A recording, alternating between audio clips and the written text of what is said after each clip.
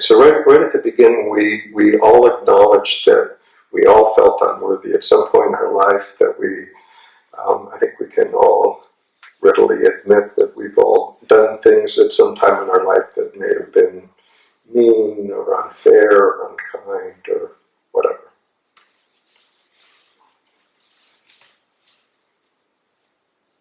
So does that define what we are?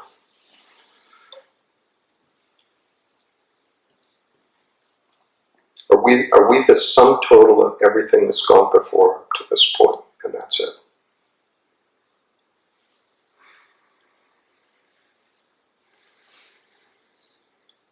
Does everything that's happened up till this point define who we will be tomorrow?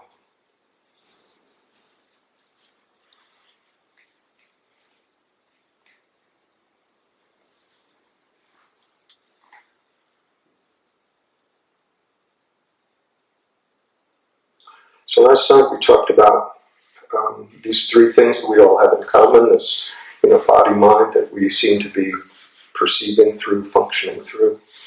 And we all have a story. Stories may, dates and places and names and events may change, but basically we all have a story. Everything that's happened up till now. A story about ourselves, what we believe in, what we look like, all of that story. And then we have is not quite the right word, but there's this thing called, that we refer to as consciousness or awareness or whatever, or spirit, whatever word you like.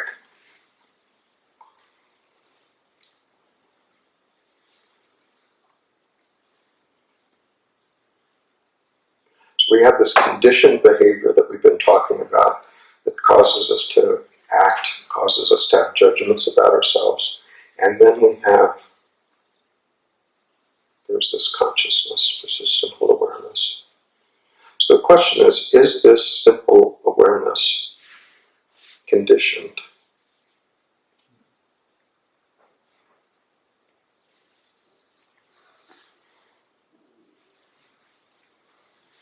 There's content, certainly, but is that basic awareness conditioned?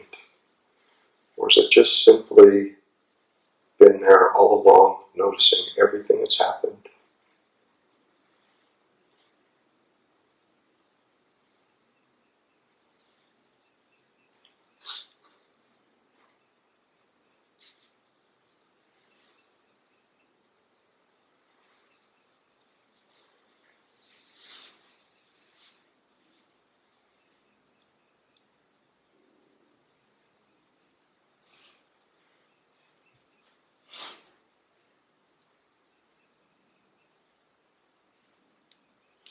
So see, I was thinking this morning, it's sort of like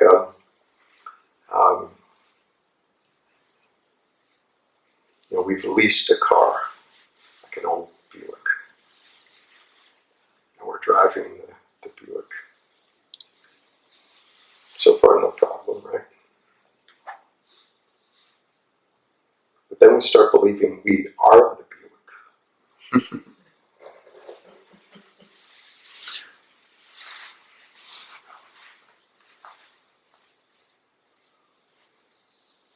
One day the lease is up, we have to turn the Buick back in.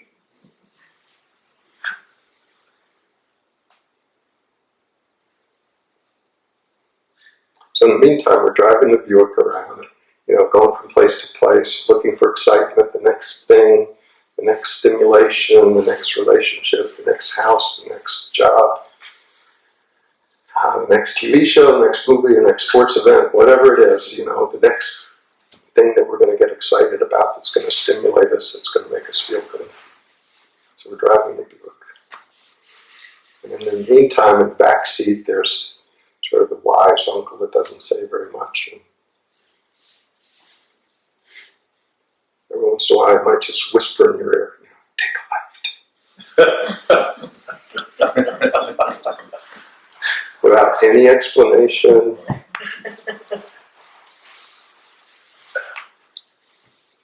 You say, no, I know where I'm going. I know where the good times are, and that's where I'm headed.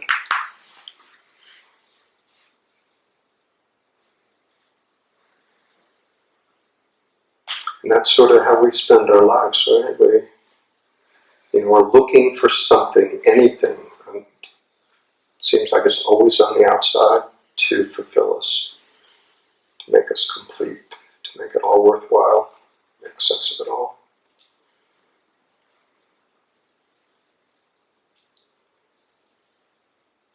And the whole time, there's just this awareness. It's just sitting in the back seat, not saying much, just taking it all in. Not judging it.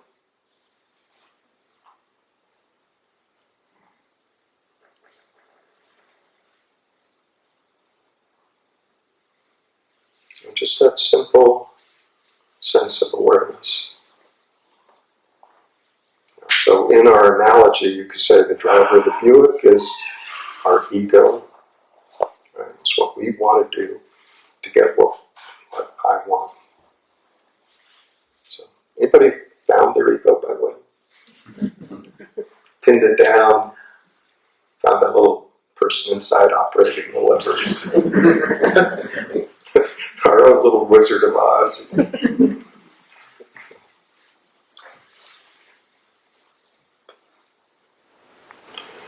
So it seems like that voice arises from things that we were told often as when we were younger, whether it be our parents, our teachers, our so-called friends,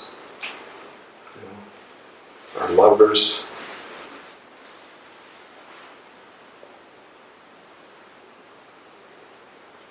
Our boss. Siblings. What's that? Siblings for me. Siblings, okay. Good. Very important. And church. Church, okay. Good. Is it possible that at one stage of our development we needed to internalize that parent? And when we started to reach the next stage of development, we don't know how to turn off the voice. Yeah. At one time, it was a necessity. We were,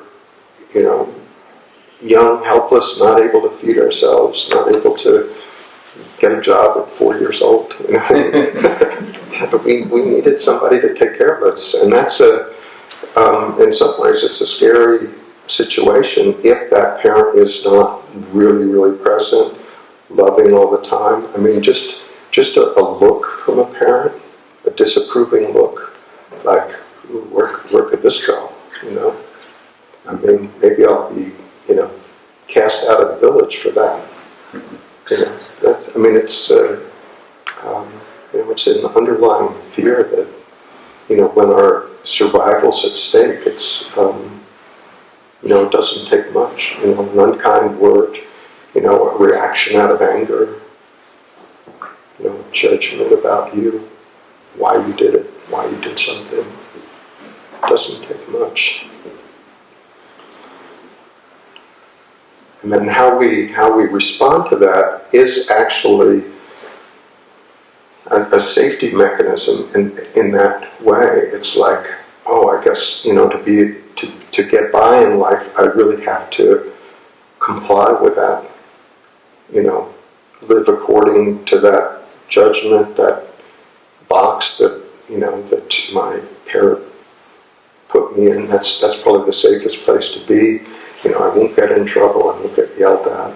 I shouldn't speak up at dinner, disturb the important conversation happening. So many possibilities for conclusions about what I need to feel safe, to feel secure, to retain my parents' love at all costs.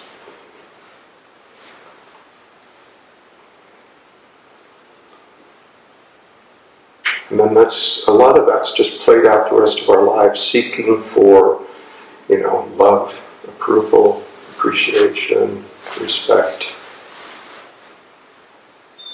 wherever we can find it. We look for it on the outside, right? We look for it in relationships, we look for it in our career, we look for it in our community, in our church. always checking out, how am I viewed? Am I okay? Am I safe? Am I appreciated?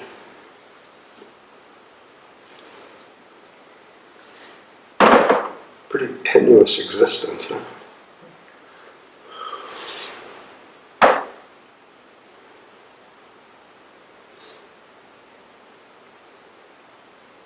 So most of us don't feel unworthy all the time. We feel like that, but there's times when, we can feel, okay, I handle that situation well. So usually it's a back and forth thing, like we're constantly in judgment of ourselves, like, okay, that was, adequate. I felt people liked me in this situation. But then all it takes is just a little pinprick and, a comment.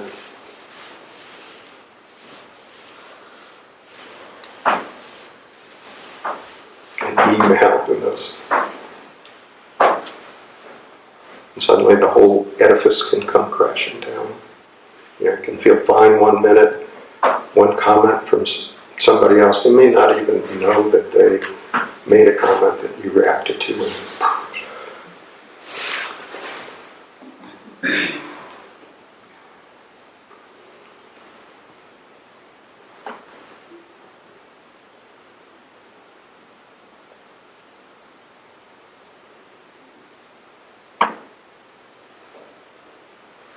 So in some ways it feels like we're at the mercy of these conclusions that we made about ourselves and how the world works, and how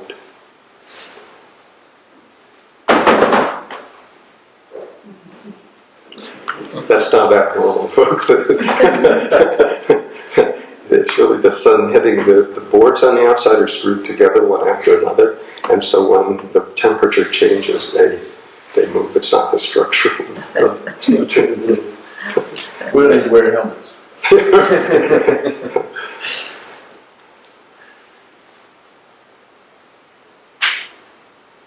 So what to do?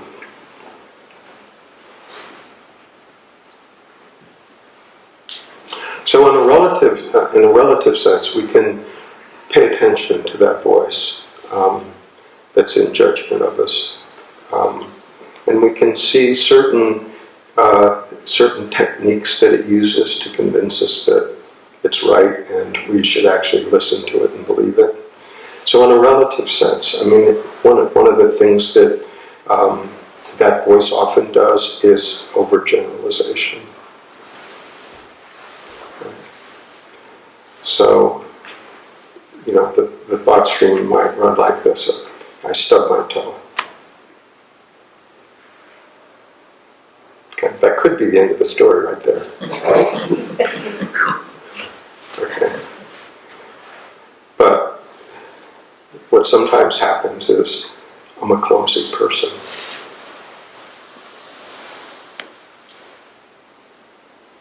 I'm always being clumsy. So that's the generalization. It's not true, right? I'm not always being clumsy. I'm sometimes being clumsy. There's a big difference. Okay. So just be aware of words like always, never, everyone, no one, those kind of words, those absolute, all-inclusive words. No one likes me, those kind of words. So one way is just to ask the question, well, is that actually true? No one likes me? Well, some people don't like me, okay. Some people do like me. Okay, fair enough. So it takes but if we tell ourselves something that's not true and we believe it, it can have an impact.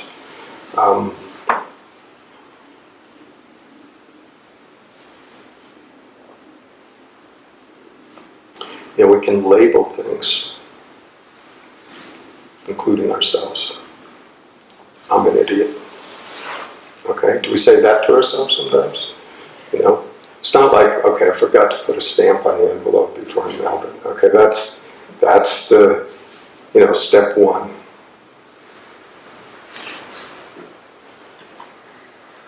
Step two is, I can really be careless. And step three, I'm really an idiot. Okay, so it's just like taking something that's just, it's just a small mishap, no big deal. And we sort of put a label on ourselves, put a label on somebody else.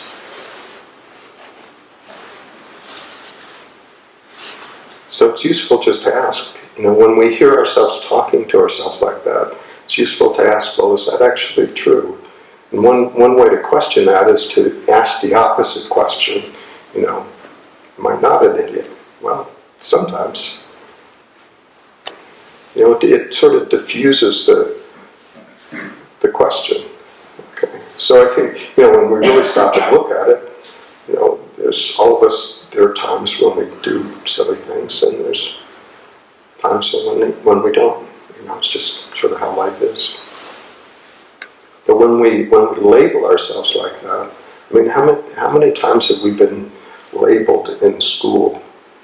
Oh, he's a smart kid. Oh, he's not. He misbehaves. He's a good athlete. All these labels that we give people, and then we see them through that lens, including ourselves.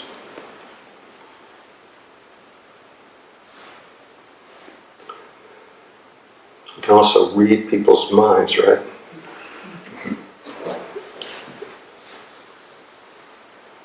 Some people walk into the room and don't say anything to us because they're getting a cup of coffee. Not in a silent retreat,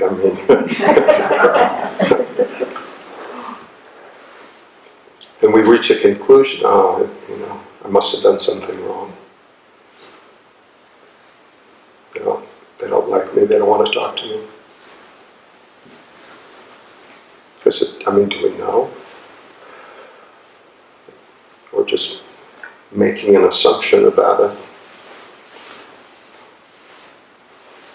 So it's really important to listen to the voice. It may even be useful just to carry around a pad of paper for a day or two, and every time that voice speaks up in some judgmental, disapproving language, just write it down. Just write it down precisely what the voice says. See what it looks like after a couple days. And really look at it to see if those statements, because they are like mantras, they do have power. We say it over and over again to ourselves for 30, 40, 50 years. Don't think that has power?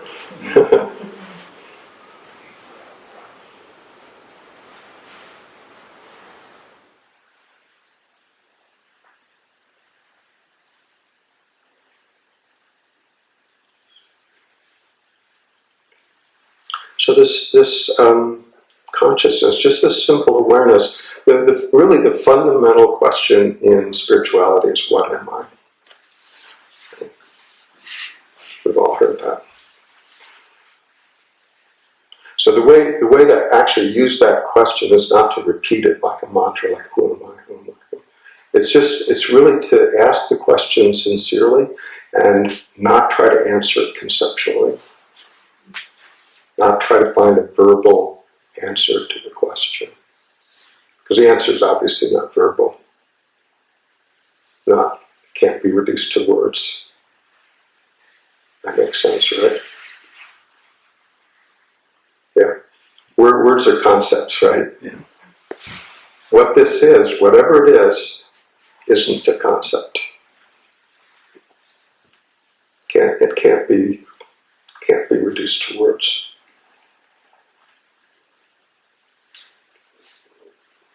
It can be experienced, it just can't be reduced to words.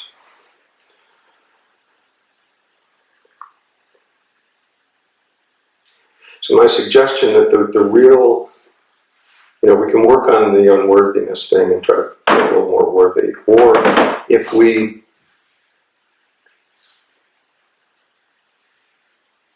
understand, not understand, but if we actually get what we really are, it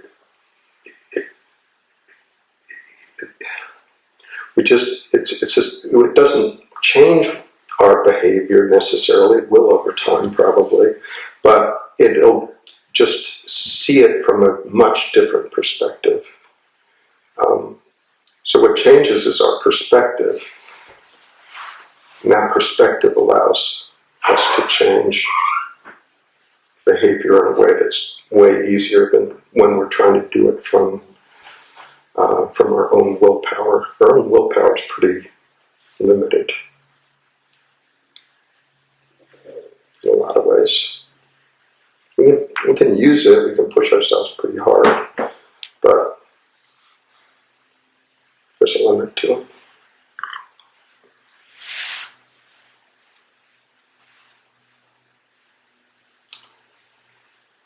So this fundamental question about what am I is just to ask it and just be with it. The difficult thing in spirituality is the complexity of our mind. We love to make things complex. And what I'm talking about is nothing could actually be simpler.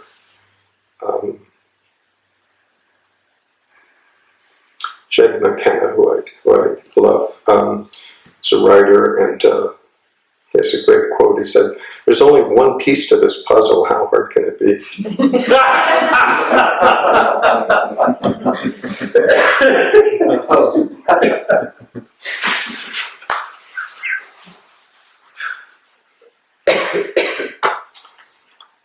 So it's just sensing into this, what am I? Like we said last night, what we are is what we are already. It's not something that we have to attain. The surprise is that it was there all along. That's what's really funny. Fully functional, not deficient in any way. And the doorway is this simple, everyday awareness. People miss it because it doesn't look like much. It's not that exciting. It doesn't seem to be. But it's really just that awareness. The awareness is silent. You could say it's the language of existence, right? Silence. Other than our mind, but everything's pretty silent.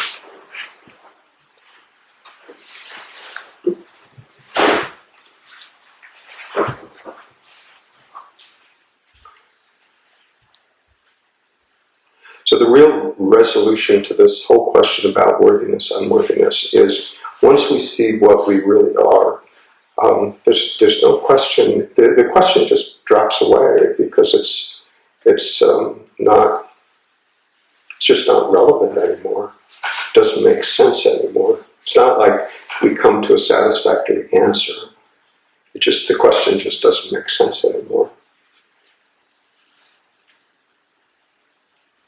Because we come to just this simple sense of I am.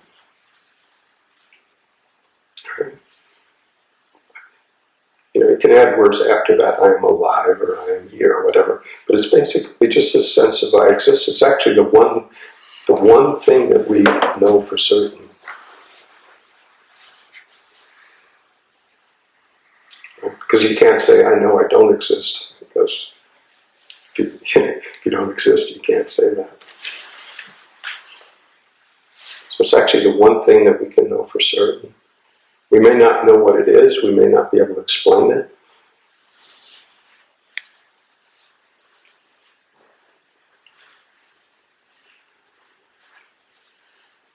But when we feel into it, there's that sense of just simple aliveness, just simple, prior to all of the stories, just that simple sense of being.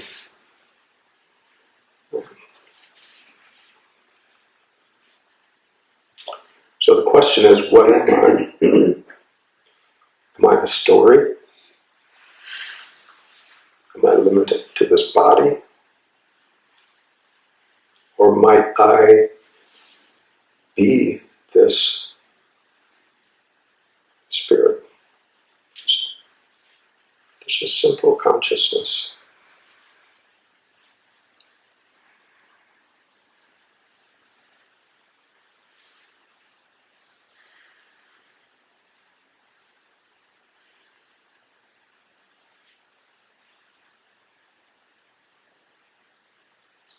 That St. Matthew that talked about, what doesn't, isn't subject to rust or dust or,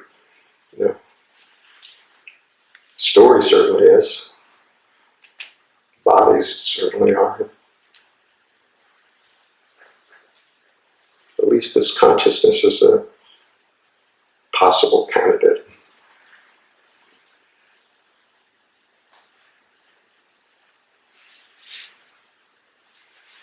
So again, it doesn't seem like much, but when the recognition is a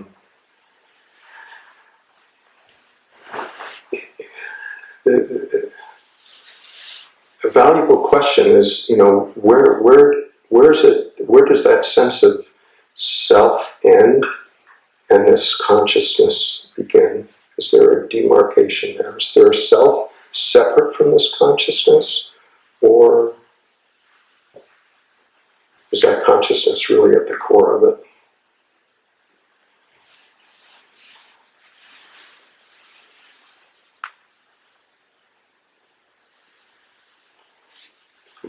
When we stumble onto that, not as a concept, but just as our own direct experience, that consciousness is there anytime we check in. Yep, it's still there. We all recognized it immediately last night when we asked if you were conscious, ever present.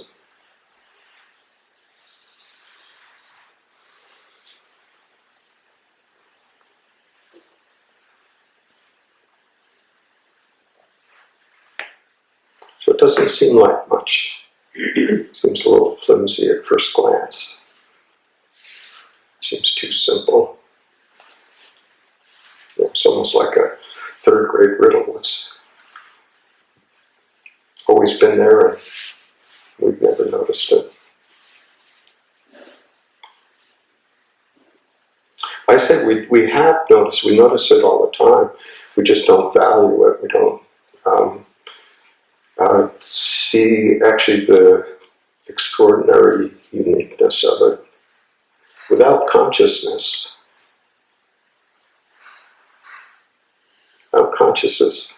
there's no thought, no body, no world. All that's being registered in consciousness.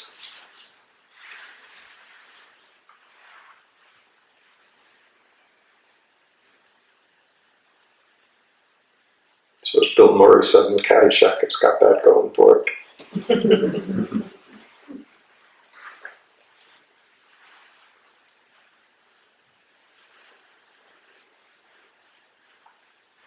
So that's really the one and only permanent solution to the whole unworthiness game.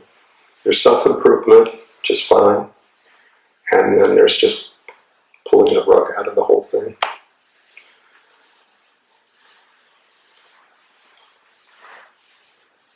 Just seeing that the beliefs aren't fundamentally true. They were just conditioned, arising in this consciousness. The consciousness that we are, it has been untainted from the day we were born.